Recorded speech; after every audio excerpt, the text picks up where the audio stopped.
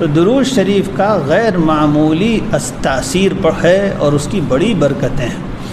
اسی لیے اللہ کے نیک بندوں کے ہاں درود کی کثرت کا بہت اہتمام ہوتا ہے۔ ہم لوگوں کو بھی خوب اہتمام سے درود شریف پڑھنا چاہیے۔ ہمارے حضرت نور اللہ مرقدہ بہت اہتمام سے نئے آنے والوں کو نصیحت کیا کرتے تھے کہ صبح صبح ایک تسبیح تیسرے کلمے کی پڑھ لیا کرو، عصر بعد یا مغرب سے پہلے ایک تسبیح استغفار کی پڑھ لیا کرو، اور سونے سے پہلے ایک تسبیح درود شریف کی پڑھ لیا کرو، 100 مرتبہ درود شریف۔ اور ورنہ درود شریف تو کوئی تعداد اس کی نہیں ہے۔ عجیب اللہ تعالیٰ نفع پہنچاتا ہے۔ میں ایسی باتیں اس وقت یاد آ رہی ہیں کہ وقت زیادہ ہو رہا ہے، خیال ہوتا ہے کہ درود شریف کی برکات کے ایسے واقعات ہیں دیکھے ہوئے، ایسا اللہ تعالیٰ اس سے ہدایت پیدا فرماتا ہے، ایسی برکتیں ظاہر ہوتی ہیں، نسلوں تک وہ برکتیں چلتی ہیں۔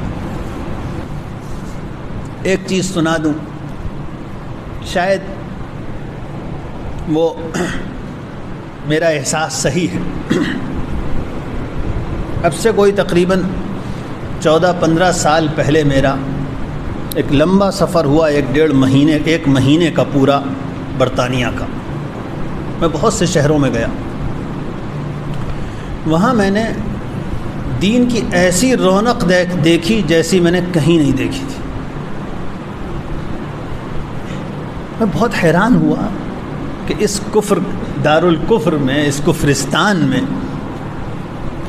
دین کی ایسی رونق، ایسا دین کا کام، ایسا سنتوں کی آبادی، ایسا مساجد کا ماحول، یعنی ناقابل بیان۔ میں نے کہیں وہ ماحول نہیں دیکھا، وہ برکت نہیں دیکھی۔ ظاہر بات ہے وہاں مسلمان بہت تھوڑے سے ہیں، 1% 2% ہوں گے بہت سے بہت، لیکن جو ہیں خاص طور پر ہندوستان کے گجراتی نسل کے لوگ اور پاکستان کے بھی بڑی حد تک، تو ان میں ایک عجیب دین کی رونق نظر آئی۔ مثلا ایک مسجد میں معلوم ہوا کہ اس مسجد میں 150 حافظ ہیں۔ کیا ہندوستان میں کسی مسجد میں ہوں گے؟ مدرسے میں ہوں گے، اس کے علاوہ نہیں ہو سکتا۔ ایک مسجد میں 150 زیادہ حفاظ ہیں، حفظ کا عام معمول ہے۔ پھر اس کے بعد ایک مرتبہ جانا ہوا تو دیکھا کہ رمضان میں مسجدیں بند ہی نہیں ہو پاتی، 24 گھنٹے لوگ اتنے رہتے ہیں کہ مسجد بند ہو رہی نہیں، اس لیے کہ لوگ مختلف شفٹوں میں کام کرتے ہیں۔ کوئی کسی وقت آ رہا ہے مسجد میں 2 گھنٹے کے لیے بیٹھ رہا ہے، کوئی کسی وقت آ رہا ہے 1 گھنٹے کے لیے بیٹھ رہا ہے، کوئی کسی وقت آ رہا ہے 3 گھنٹے کے لیے بیٹھ رہا ہے۔ عصر کی نماز کے بعد سے لے کر مغرب تک مسجدوں سے جانے کا رواج کم ہے۔ بہت تھوڑے لوگ ہوں گے جو عصر کے بعد گھر جائیں یا بازار جائیں۔ رمضان ہے تو عصر کے بعد بس عصر پڑھی، اور اس کے بعد کوئی ذکر میں مشغول ہو گیا، کوئی تلاوت میں مشغول ہو گیا، کسی ایک طرف کو بیان ہونے لگا تو لوگ بیان میں شریک ہو گئے۔ اب مغرب سے پہلے دعاؤں میں مشغول ہو جائیں گے، مسجد ہی میں افطار کریں گے کھجور سے، نماز پڑھ کے جائیں گے۔ تو ایسی غیر معمولی دین کی رونق دیکھ کر مجھے بڑی عبرت ہوئی اور بہت حیرت ہوئی کہ یہ ماجرا کیا ہے۔ میں جانتا تھا اور سنا تھا کہ شیخ الحدیث حضرت مولانا محمد زکریہ صاحب رحمۃ اللہ علیہ کا ایک یہاں سفر ہوا ہے، تو یہ خیال ہوتا تھا کہ کسی خاص اللہ کے بندے کی برکت ہے یا کیا، واللہ اعلم۔ تو میں نے وہاں ایک بڑے عالم، ہمارے ماموں وہیں رہتے تھے، بڑے عالم حضرت مولانا عتیق الرحمن سنبھلی رحمۃ اللہ علیہ، میں نے ان سے پوچھا کہ ماموں صاحب میں یہ دیکھتا ہوں کہ یہ راز کیا ہے اس کا، کیا یہ حضرت شیخ کے سفر سے اس تبدیلی کا آغاز ہوا ہے؟ تو انہوں نے کہا اچھا کیا تم نے ہمارا مضمون نہیں پڑھا؟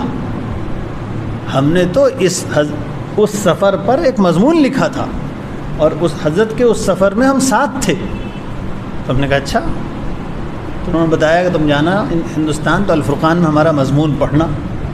ہم نے آ کے وہ مضمون پڑھا تو اس مضمون کا ٹائٹل اور اس کا عنوان ہی یہ تھا کہ کیا اللہ تعالیٰ کو برطانیہ کے بارے میں کچھ منظور ہے؟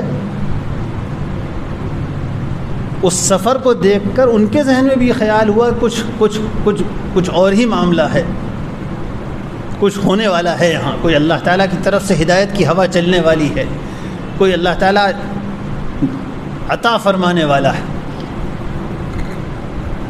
میں جس وجہ سے یہ قصہ سنا رہا ہوں، حضرت شیخ کا وہ سفر اس طرح ہوا تھا کہ حضرت بہت کمزور تھے، بوڑھے ہو چکے تھے۔